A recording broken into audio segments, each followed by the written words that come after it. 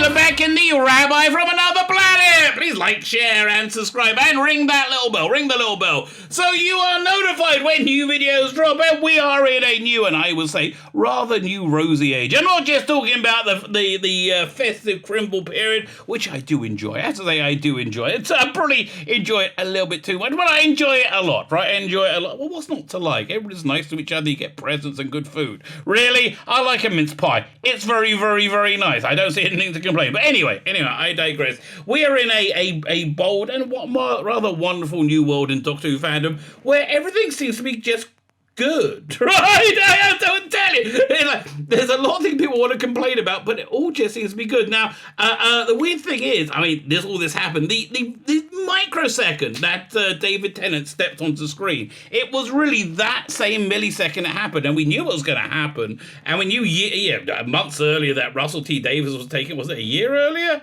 Or months earlier that Russell T Davies was taking over? I don't know, but that 1 second changed everything. It is so weird. And David Tennant's not even like my favorite Doctor, which is weird because most of them are, right? If I say who my favorite Doctor is, I'm like, I don't know. I like Hartnell, I like Troughton, I love Pertwee, I love Tom Baker. Tom Baker's one of my favorite. Peter Capaldi, Colin Baker. Okay, who are my favorites, right? I can't say which is better, but it's definitely Hartnell, Troughton, Pertwee, Baker. Sorry, Davison. Don't think you're bad in my ear. I'm just talking about who are my personal favourite. I can't pick one, okay? I'm picking most of them. Also, Colin Baker, Sylvester McCoy. He's in my favourite Doctor, I think. And then Paul McGann. Is Eccleston? No. And neither is David Tennant. Matt Smith is and Capaldi is, right? So, 8 out of them. They're all my favourite, right? I can't really choose. I'm sorry, I'm being indecisive. But anyway, I digress. I have no idea how we got there. The point is, we're in a wonderful, brave new world, which I'm very, very, very excited about. And one of the things that has got instantaneously better, and it's bizarre how quickly and instantaneously it got so much better, was Doctor Who magazine. We're on the second issue in the this brave new era. And it's all good. It's all readable. I'm interested in it, right? Which is so strange. It's been years. So why do I keep buying it? I don't know. I didn't really want to, admit to myself how much I hated it. I think maybe, or I told myself to comment on things and get material for the channel, which I'm not. It might be partially true, but I'm not sure if that's the entirety of the truth. I haven't really sat and really thought about it. But anyway, I digress. This issue is very, very good, and there's a article in it which I freaking adored, right? I absolutely adored. We are in quite a great time in publishing. There are not one, not two, but 3 brand new Doctor Who artwork coffee table books coming out. All of which I want, none of which I can afford. I actually bought a Doctor Who coffee table book the other day. Was it the Who Adventures, which is basically everything about the Virgin New Adventures, and I think it's got all the covers. I don't know. I'm just excited about it. And then I saw all these other ones came out. I'm like, I want those too. I want those too, but I can't have them. Okay, I can't have everything I want, which kind of breaks my heart. But anyway, we're shopping for Christmas for your significant others. So if you have a significant other and you want one of these books, try and nudge them to this video, okay? Tell them, say, leave it on the screen as they come in, right? So, or be watching it. Be watching this video when you have a significant other come in and go, oh, this looks so good, these books. Oh, I wish I could have them. That sound like that. I'm here for you, right? I'm here for you to make your life better because, I'm just a great person. Anyway, before we get into, we go through this article, we go through these books, it's got, again, great pictures. I really, really, really into these books. Am I not selling this enough? I'm not making. I say this a lot during this thing. They should totally be sending me copies of these books. Cause I'm just like, I'm going to teach you a Jewish word if you don't really know. I'm just cavelling over them. Like, Andrew Skilleton. Got it out. I love them all. Okay, I love all these books. Right? They're Phil Bevan. I want that. They're all fantastic. Listen, if you get a few sales out of these various publishing companies and you want to look after the rabbi. The rabbi doesn't turn down bribes. Remember this. The rabbi doesn't turn down bribes. I might not do what you want, but the rabbi doesn't turn down bribes. This is my Christmas message. Anyway, I went over these last night on my live stream. I'm recording this on Sunday, December 11th. I did the live stream on December 10th. When's it going out? I think this week sometime. But again, we're all Christmas shopping. Show this to your kids, your parents, whoever. That's how things changed, right? It used to be like, I have to show my parents I want this. Now I'm like, I got to show my kids I want this. That's the circle of life in Doctor Who fandom. Anyway, like, share, subscribe, comment, all those things are fantastic, fan-dabby, double dozy. Thank you very much. Like, subscribe, comment. What else is there? Sign up my Substack, my email newsletter. Follow me on Instagram. I just opened it up. I quite like it, but I don't really understand Instagram. Follow me on Twitter. Love a bit of the twat. Thank you, Elon Musk. Oh, made it a fun experience. Was it Twitter, Substack? Substack's in the video notes of my email newsletter. Actually, if I send out a bunch of additional bump on that, like I'm doing lots of years in review from old Doctor Who magazines going out on that as well. So anyway, there's lots of fun. There's also a paid version. No one signs up for it. Sign up for it anyway, okay? You can be not the first, but yeah, amongst the first, we could say. Like, share, subscribe, comment, Twitter, Substack, all those things are great. Now, let me hand over to me from last night. This is Andrew Skeletor's cover for the Cyberman book, which is, oh my God, that was a definitive book of Cyberman with beautiful art. I mean, we're just going to zoom in a little bit so we can look at this. It's so gorgeous. Look at this. I mean, this is the best of the 80s right here, right? It is timeless because it's so beautiful. Really, I mean, like, when you see Cybermen, you just have to have this like strength and imagery from it, right? Oh man, absolutely perfect, right? So Andrew Skeletor's got a book out. Let's read this. Imagine a world in which most effective sales Imagine a world in which the most effective sales tool for novels, albums, magazines, home video releases, and theatrical feature films was a hand-painted art, text and compositions in wildly varying styles, surreal, eye-popping imagery, visions imaginally crafted with ink and paper on paper and board. You can do this stuff digitally just as well. I hate to tell you.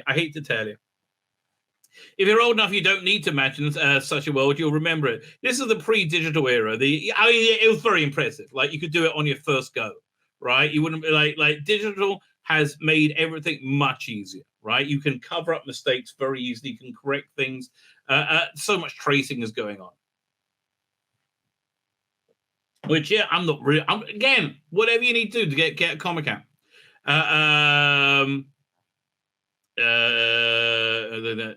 Before Photoshop, look, Photoshop, Corel Painter, and Procreate changed the commercial world. This is in the 80s. It was, I guess, the 90s. In the 80s and 90s were especially rich time for traditionally created Doctor Who artwork. This is true. Target books and novelizations, Virgins New and Missing Ventures. I got that coming soon. I can't wait. I got to check on the shipping of that. Right. I got my. You know what? Yeah. I'll give you quick updates on two important matters. Right. We'll go to Amazon.co.uk. We'll give you updates on my season. Was it season 2? Your orders. Go to my orders. Okay.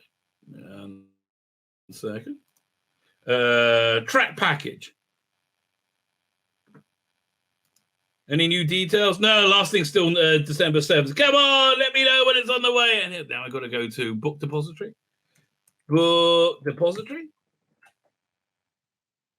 I think I only had it was picked up or something the last time. Order history? Tracking things is a pain in the ass.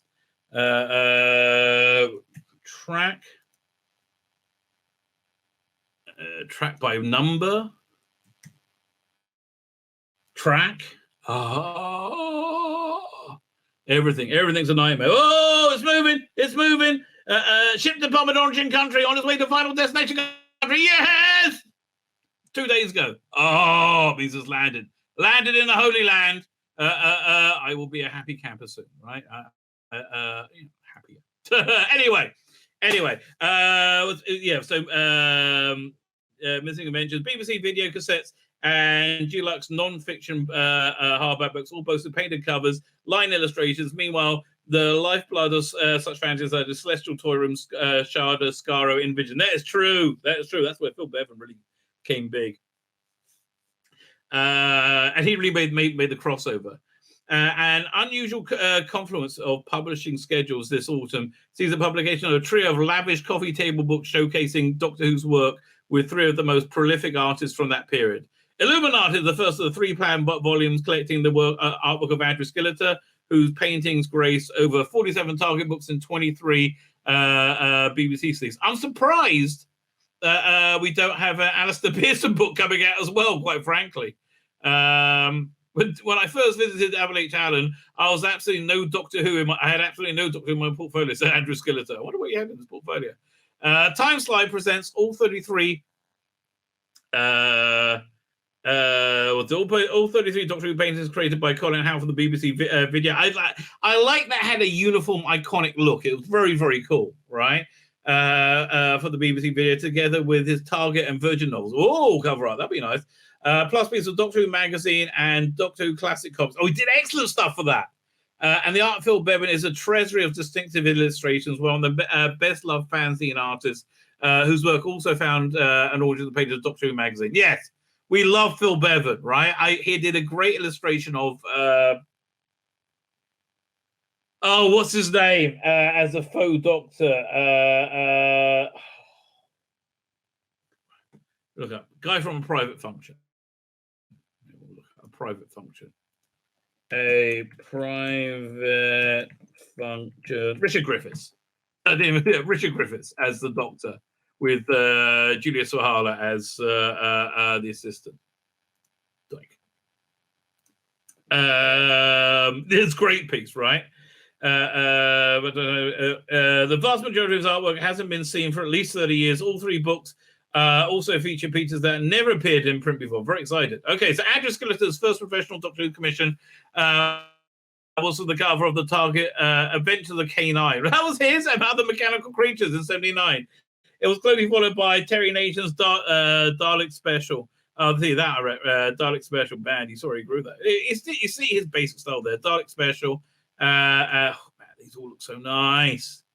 Right, they all look so nice. Okay, then listen. You should send me a comp of all of these for plugging you. You're welcome. And then Doctor Who and Destiny of the Daleks. I'll pay shipping. You want to send me a comp? I'll pay shipping. And then Doctor Who and Destiny of the Daleks. At the time, Andrew hadn't even been seeking Doctor Who work, although he was a long-time fan. That's interesting. What I was looking for. Doctor Who was an institution, and I watched it from the very beginning. But when I first visited WH Allen, I had absolutely Doctor Who in my portfolio. I wonder what he had in there. I received some other book cover commissions from then art editor Mike Brett. Suggested I should go up, have a go at Doctor Who. I was always up for a challenge, so I went for it. My tools of the trade were a small sable brushes and gouache paint on a smooth illustration board, working at a scale near same. Really, I didn't know near same as the final cover. Later on, when I started the Who Dares poster prints, the paintings were on a larger scale. I knew that I must learn to use an airbrush, and you used it well. The use of an airbrush on illustrations had always interested me, particularly with Keith Watson's Dan Dare in Ego and during the 1960s. I started with a Badger, but quickly moved on to the Vibis. I plugged in learning on a job. I did not know that, right? Because if this is learning on a job, we're quite happy with you, okay? This is very good. Colin Howard had been drawing subjects before, been drawing Doctor Who subjects before his contributions, from his first contributions in Cloister Bell and Cosmic Mask. Somebody should put a collection of that out. That was a great fanzine. Oh, man. Who was that? Let me look up that quickly. Cosmic Mask fanzine. Who put this? That wasn't Doctor Who magazine. That was Doctor Who magazine. That was their one. Why don't they put out old ones? It's beyond me. Right? I don't know. That I would have liked that. Anyway, nope. Come back. His first community commission piece appeared in Peter Hanning's The Key to Time. I remember that from 2004. In a history of extensive illustrations of fan art, including three pieces of Collins stipple work. 7 more pieces appeared in Hanning's 25 Glorious Years. Oh, that he did the stipple stuff, and then that's like the dots, right? Leading to the following year, a professional commission from Target's novels for Attack of the Cybermen. Wow, I hope they got that here. Art with DWM followed, and Colin painted his first video cover, The Two Doctors, in '93. That was iconic. Yes. Yeah, I mean, look, it's not great. But, I love it. So that must be a stipple work. Very nice. Wait, so this can't be for the Two Doctors. The Attack of the Cybermen, right? So did they color this? What? Here, 1 second. Now look up Attack of the Cybermen cover. Attack of the Cybermen book cover. Hang on.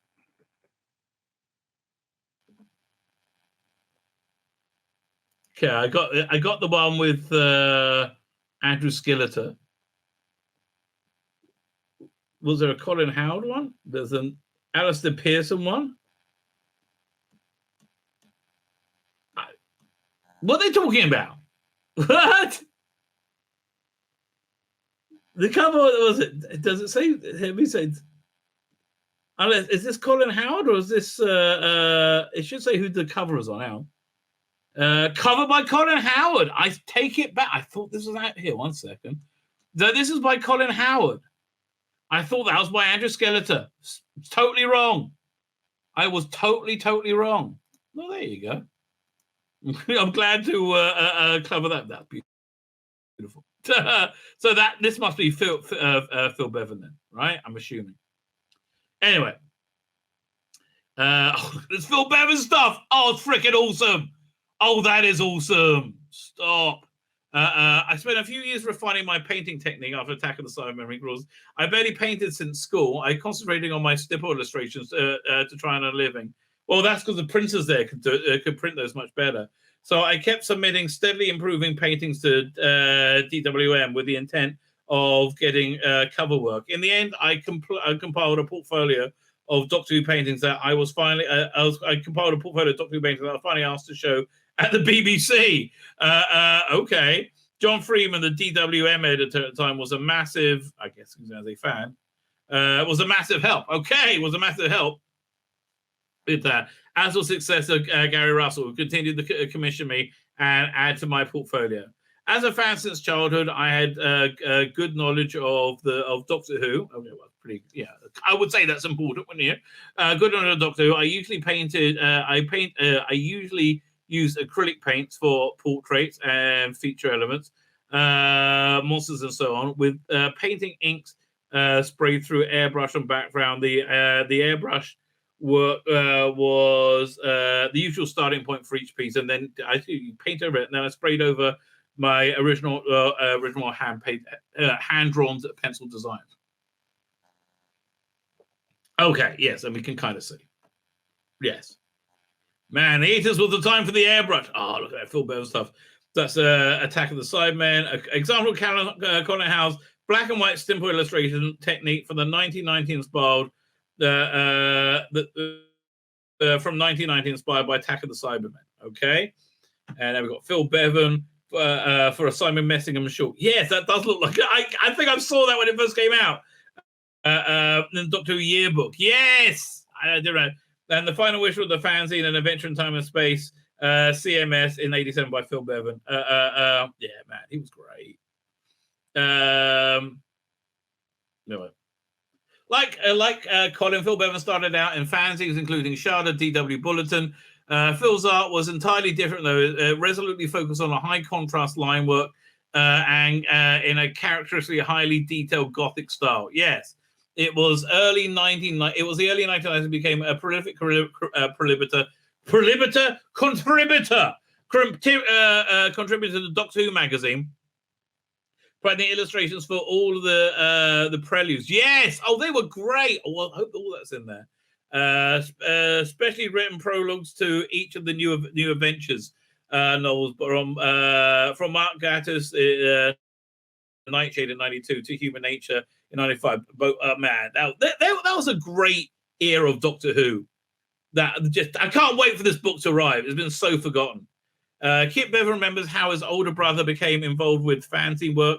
In the early 1980s, Phil asked me to go with him to a regular Doctor Who Appreciation Society gatherings at One Ton Pub in Farrington. Okay, so this was One Ton preceded the Fitzroy Tavern, right? They got pissed off for some reason. They all moved to Fitzroy Tavern in the central off Tottenham Court Road. And I used to like people that hated the Fitzroy Tavern group. I liked it because I liked the stuff. Yeah, I was there, and I think he'd already made contact with Gary Russell. Man, I wish I had my head on my shoulders. I could have really got some work if I wasn't a schmuck. Okay, we'll look at you in a minute. Okay, box out. Contributing to the Sharda magazine, but Phil made many friends who became important to him. Basically, the creators took over the asylum. It's just everybody grew up and they needed jobs, and so that's how Gary Russell and everybody ended up running Doctor Who, running essentially for a few years. They did quite a good job. Coming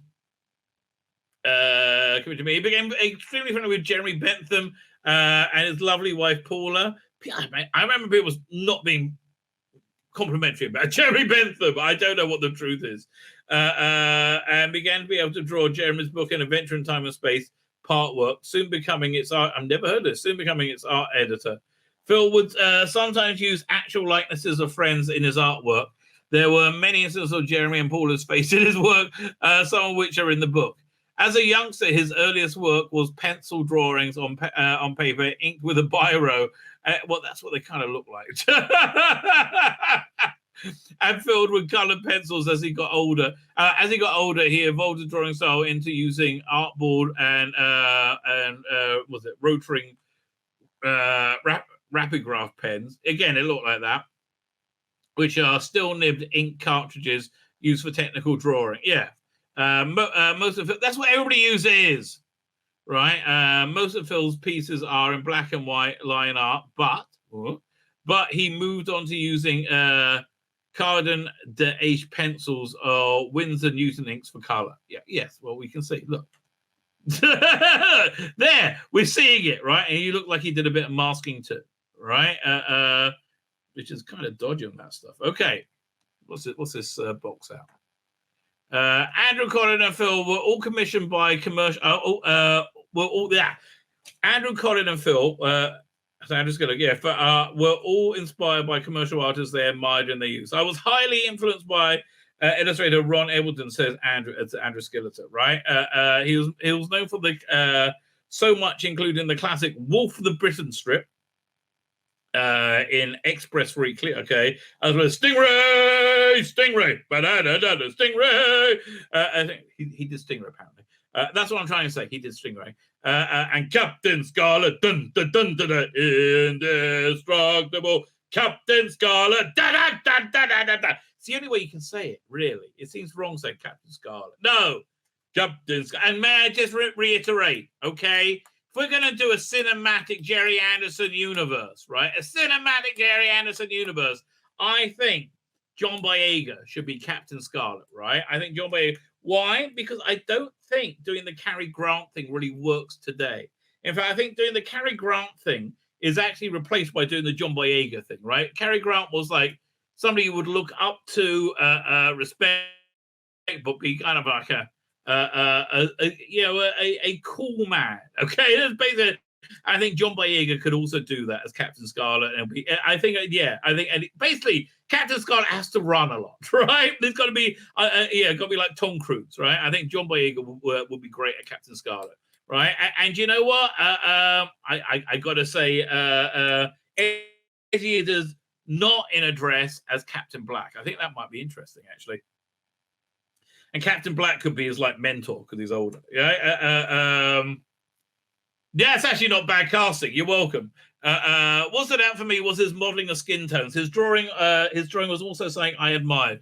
He was incredibly quick. Okay, people have said that about me, but it wasn't a compliment. Never labored yet produced results that suggested the opposite. Colin's art hero is Christos Akylos. Oh, we love. There's another great art book out for him as well. Christos seemed to have a wonderful instinctive ability to know what makes a good punchy cover. That is true.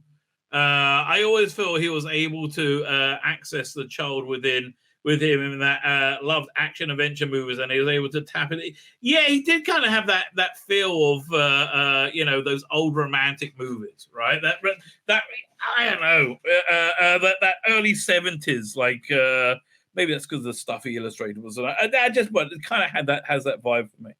That tapped in this fertile young minds. He was wonderfully creative artist who felt a kinship with and in love with his art. Okay, I believe that. Yes, Kit also recalls that his brother Phil, Phil died many years ago. It's very sad. Inspired by American comic book artists. His bedroom was a laving cave of Marvel books and Pink Floyd album covers, Jerry Anderson dinky toys. He loved comics, especially superheroes like Nick Fury, Doctor Strange. In particular, like the work of Jack Kirby. You can see that influence Barry Windsor Smith. You can see that influence Jim Stradenko. Stradenko innovated Nick Fury, Agent of S.H.I.E.L.D., strip Strange Tales in a classic 1960s pop culture and influenced the stylish high contrast line work. Line work is clear in Phil's style. Yeah, I agree with you. I think we're just saying the same thing. Captain Scott, look at this stuff. Oh, it's so freaking cool. Right, all this stuff is very cool. Oh man, here one. This is was this the who did it? Is this Phil Bevan or let's have it, not Phil Bevan. That's already Phil Bevan. Is this Colin Howard or Andrew Skilleter? I always thought this was Andrew Skilleter, but I might be wrong now. So yeah, okay, well, Captain Scott and Mr. Above, novelization of Doctor Who and the Autumn, Chris Akylos, Jim Stranko, fine. Then we got the 94 picture of the Fourth Doctor and Leela printed for the first time in the art of Phil Bevan. Yes, we want that, right? Andrew Skilleter's work for the 91 VHS release of Planet of Spiders, and it is beautiful, right? It's just so nice, man. Like, man, they just know what that was able to get such great likenesses on the tool like an airbrush. Just kind of blows me away, right? What's this up there? Above, this is a piece of Andrew Skilleter was inspired by words from Tom Baker. Well, let's read that. Tom Baker. 1 second. Oh, Dr. Alex is here. Dr. Alex, I did your big announcement, right? Do I still have the page up? Where is it? Yes, I do. Yes, I do. Here we go. 1 second. We will quickly go over here. Doink. Chrome tab. Order bubble. There you go. I said it's, as I said before, I'll say it again. So super worth the credit. So super duper double worth the credit. It's fantastic. If you need to pay $20, it's worth that too, I think, quite frankly, right? That's my opinion. Anyway, it's in the, I put it in the chat. I put it in the chat again. Doink, go back to there. Doing a bit, and just get it's a loveliness here. Doink. Oh, no, I don't have any more in the chat. Do I still have that thing open? Bit like, I don't have it open. I know. If anybody can go back and copy it and paste it again, please do. Thank you very much. Where are we going? Doink. Old friends, another time and other places. Nostalgia is about time travel. Time travel backwards, not to any other way. Not in any other way. It can go back. It can go backwards to a time when we could run upstairs, or when our hearts could beat with love for someone who is not to be revilized. Okay, it's no child. It's to be a child. It's to be Revitalize, that's a T. Is to be a child again, in a sense, or certainly, certainly to be young again. Okay. That's nice. It's a nice piece that he did, right? So it's from the 2014 piece. Where are we up to? Oh man, a bit of Phil Bevan. If only looked that good in real life. Where are we?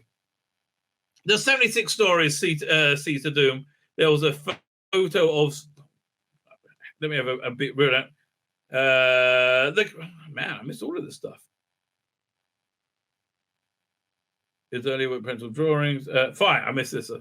A common problem for artists in those days was the availability of reference photos, or rather the lack of them. That is true. As I found, I collected every magazine and book I could afford to, so that had a Doctor Who photo features, recalls Colin. I would have to go through piles of them at times. Yeah, yes, and I remember hearing of Glenn Fabry while I was working on Slane. Had this insane pile of muscle mags, right? And after he will draw it, he'll go through it and like, oh, I got to do this little bit, like making all the the muscle things look perfect. Oh man, you can really see that on the Glenn Fabry stuff, right? Where we have the Slaney. How do you pronounce it? I don't know how you pronounce it. Recalls Colin. I'd have to go through piles of them to find a particular image, so I remembered. So I compiled a handy type reference Bible in order to easily locate the image I required. There you go. The video cover of the 75 story, The Android Invasion, was a massive challenge, as I sent a handful of black and white glossy photos, but there was no color shots available. I had to reference the color from the Doctor's costume and scarf from the photos in DWM. From Seeds of Doom. No, there was a photo of Stygon that was a great close-up, and I wanted to use, but he was facing the wrong way for the composition idea. Well, why don't you just photocopy and flip it or something? I had the idea. You had to photocopy on acetate at the time, but you could have done that, right, and flip it, and then you could have worked from that. Acetate was a clear film. I wanted, but it faced the wrong way for the idea. And this was all happening pre-computer era. I ended up placing a mirror against the photo and drawing the reflection, which wasn't easy at all. I imagine that'd be tricky. Okay, photocopy it onto acetate, then flip it. There you go. Just saved you a lot of time. Andrew had the similar difficulties with to begin with, but the latter took his own photos. References for target covers was a problem because early on, well, particularly early on, he said, looking back, I just got by. Reference was still incredibly important to me, so I was quite tenacious about ferreting out material. For the 84's Enlightenment novelization depicting a sailing ships in space, Andrew obtained the photos of the model ships from the original maker. That's a good idea. Actually, you can kind of see that. On a number of occasions, continued Andrew, I was able to attend episodes recordings, either on location or I was on set for Warriors of the Deep. Jeez, not even you could help that piece of shit, mate. I'm sorry. Here, can I find Andrew Skillett at Warriors of the Deep? Let's have a look. 1 second. Andrew Skillett, Warriors of the Deep. Actually, I remember it's probably pretty good. So I got an image. Hang on. What do we have? Yes. Yeah, he seems to make this piece of shit work. Look at that. Hey, do I have a bigger copy? Wow, it actually is good. Here, let me find a bigger copy of it. This is excellent. There's a couple of good. Man, how do you make like Warriors of the Deep? That's the only image you've got of it? Get out of here. Really? That's ridiculous. What? Here. Give me a second. Where is it? What's this one? Okay, we've got this one. Let's see how this looks.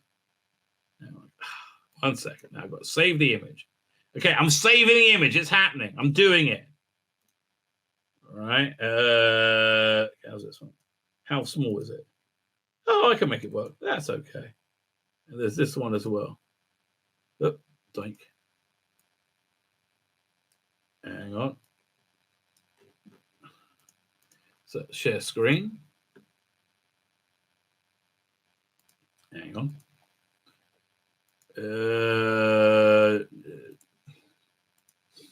Like, honestly, okay, it's very low res, but it actually looks good. Like, oh, I wish I saw that story. Yeah, yeah. So you would, yeah. This is why it was good having around. Look at this. I mean, it actually looks like it's not a piece of shit, right? Oh, if you saw that, like, oh, well, what's that? That looks interesting. Yeah, no, mate, it's just Warriors of the Deep. Really? Yeah, but it looks so good. How can it be? Because it just is. Oh, evil artists. Conning us. Doink. Window. Where is the window?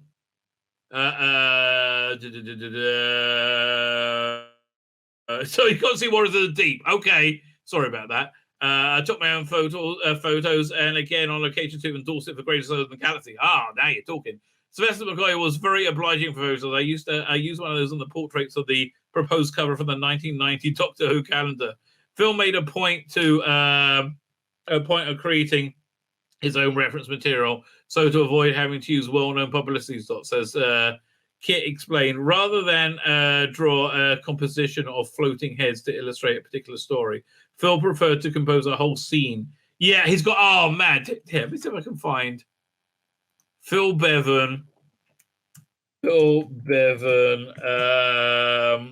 Caves of Andrazani. In the case, obviously you're going to work out why I like this, because it's but it is a fantastic piece of work.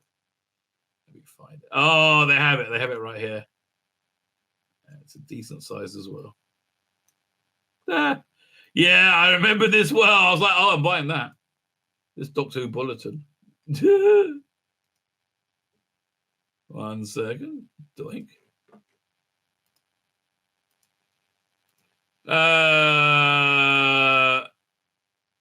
Yes, Phil, you did a good job. Yes, you did a good job there. We like that, Phil. Very, very well capturing Perry. And also you drew well too. The share screen. Doink. Oh, I got this. Weirdly enough, I have a bunch of porn spam, or somebody else must have got it in the chat. Okay, I guess it's all gone. Hang on, we'll try and make sure this one's gone. Okay, all vanished. Oh no, I just blocked him for 5 minutes. Okay, fine. Where we up to? Oh, so Phil, whole scenes. Oh, I guess we see it. Yeah, less salaciously from Logopolis, but okay. From photos he took directly from the TV screen. He pulls these poor quality bootleg tapes that had numerous pictures of a single lens in a reflex camera. That was especially useful for drawing the Doctors. When it came to figuring out figure drawing, Phil, natural charisma meant he was able to have plenty of volunteers. Oh, and I get to volunteers. I'm willing to pose for photos. I actually do the same. Right, I do exactly the same way. I often pose for him, usually dressed as one of the Doctors or in some futuristic guard that Phil had fashioned for himself. One time I had to lie flat on my back on a concrete floor outside Phil's flat in Boreham Wood. Oh man, I used to work in a video shop there. Wearing my RAF coat and a long scarf so that he could have a reference photos for a drawing on the Fourth Doctor had fallen from the gantry at the end of Logopolis. Well, I was thinking, well, okay, I'm glad that you did that then. It looked very good.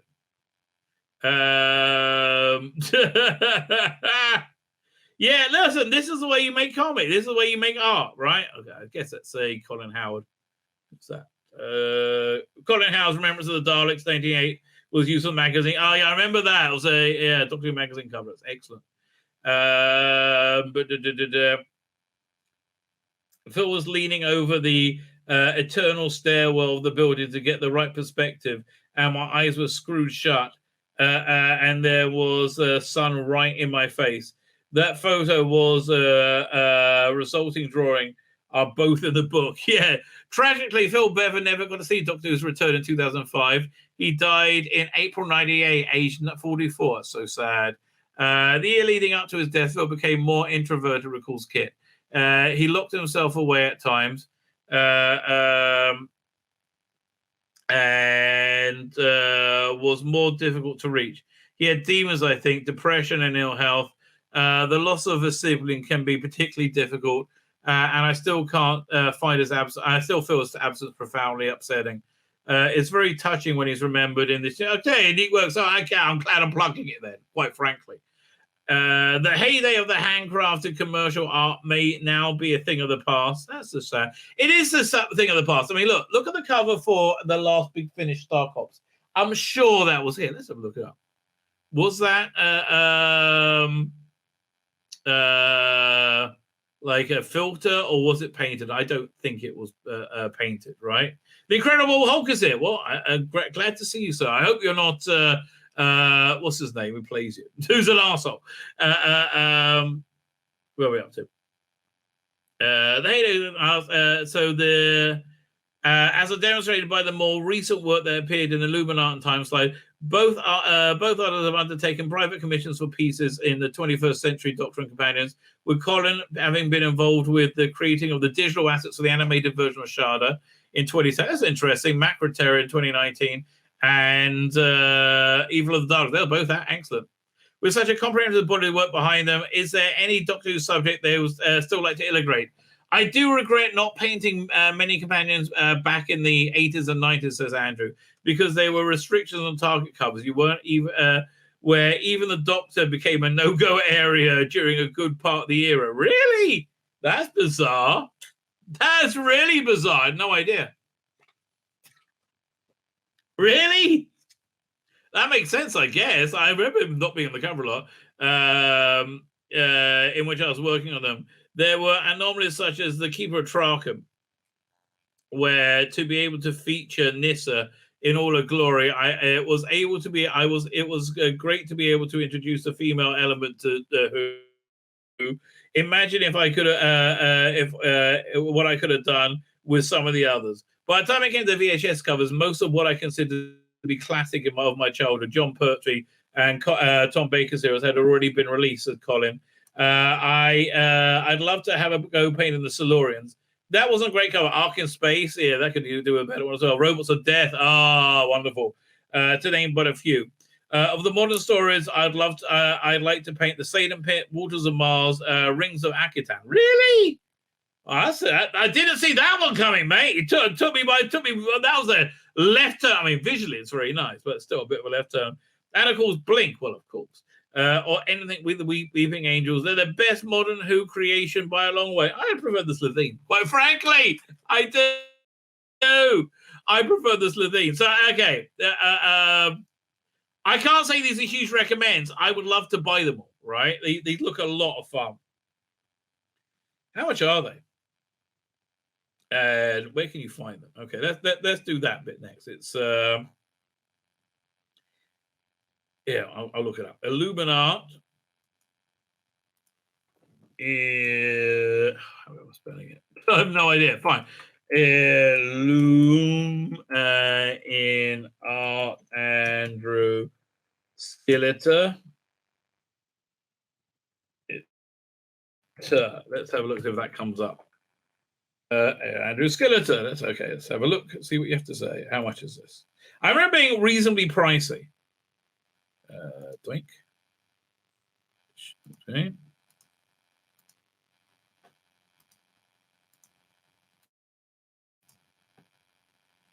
So £30, but it's with quite a bit of shipping, I think, isn't it? Hang on 1 second.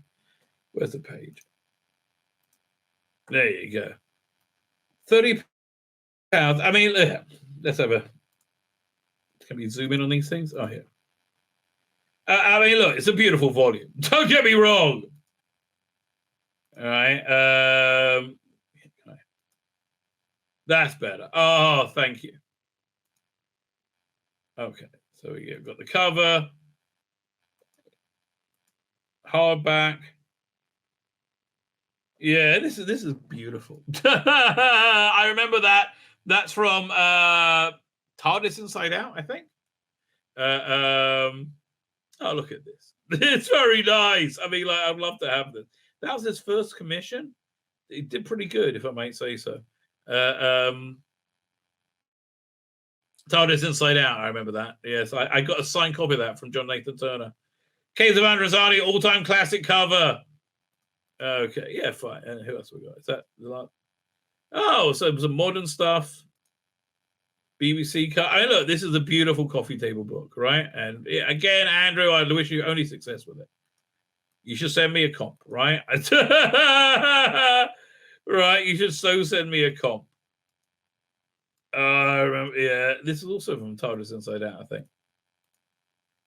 I think so. I can't remember. Right, I remember that one. I do not remember this. This must be from. Is this from Time of the Rani, you think? Like, what? I wonder what that was from. Nice bit of Clara action. Oh man, he did more of the black light. I remember that collection, black light. That's yeah, all these things. Oh, look at this Deadly Assassin. Oh man, it's gorgeous. Absolutely gorgeous. Monsters book. Yeah, these are all very, very nice. So UK final day of ordering for Christmas delivery is the 13th. So you've got to get this in by Tuesday, right? Tuesday. It's nice size, 144 pages, £30. This for me, shipping is going to be like another £20. So forget it. What's the other one? Is Colin Howard Time Slides. Time Slide Colin Howard. Candy jar. Blimey, even Colin Howard can make Warriors of the Deep look good. I thought, was Colin Howard who was there? Or I don't know. So how much is this? £17 of the limited edition. £18 for the paperback, or the hardback limited edition is £30. Do you get anything different for the hardback? See, I would pay £18 for it. I wouldn't pay £30. Funnily enough. Time Slide paperbacks and hardbacks have been posted. Oh, I mean, have they sold out?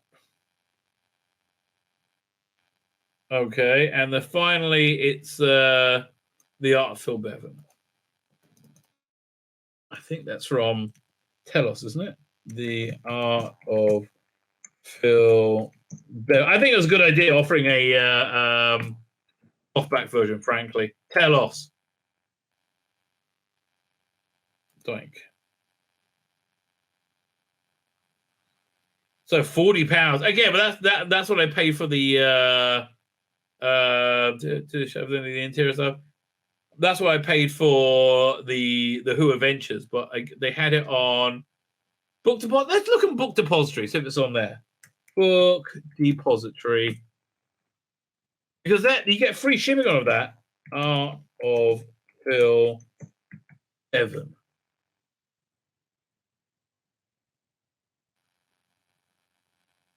How much is that in dollars? US dollars. $46. Man, if you want to get it, it's through Book Depository. How much is that in pounds? So we get donuts to donuts. Just look at them all here. See if all of these are on here. This is totally the way to go. Okay, it's cheaper buying at Book Depository. Dude, again, you should be bloody comping me for this. If anybody wants to write to me, please, the Rabbi really did feature you heavily. You should be comping you for this. Yes. And I will pay the shipping. I'm not even joking. These books look awesome. My name's Tzvi Lebetkin, the Rabbi from another planet. Please like, share, and subscribe, and ring that little bell. Ring the little bell so you're notified when new videos drop.